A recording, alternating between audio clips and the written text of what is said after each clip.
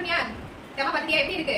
பாத்துட்டே இருக்கா, நான் என் கண்ணால பாத்துட்டே இருக்கா. நான் இனிமே எந்த பேட் யூஸ் பண்ண மாட்டேங்க, மாம் ஆனியன் பேட் தான் யூஸ் பண்ணுவேன். எனக்கும் என் பிள்ளைக்கும் என் ஃப்ரெண்ட்ஸ் எனக்கு தெரிஞ்ச எல்லா ரிலேட்டிவ்ஸ்மே அதை பத்தி சொல்ல போறேன். இனிமே யூஸ் பண்ணா மாம் ஆனியன் பேட் தான் யூஸ் பண்ணுவேன். ரொம்ப பெனிஃபிட்டா இருந்துச்சுக்கா பார்க்கும் போதே. யூஸ் பண்ணா இன்னும் நல்லா இருக்குக்கா. கண்டிப்பா வந்து நம்ம பெண்கள் கர்ப்பப்பையை காப்பாற்றுறதுக்காகவே ஒரு ஆண்டவர் கிட்ட நம்ம மாமானியம் சரியா? இது வந்து கர்ப்பப்பை வந்து ஒரு பொக்கிஷமானது, அதை நம்ம தான் பாதுகாக்கணும். அதுக்கு நம்ம ஒரு வழியை தேடி வைப்போம்.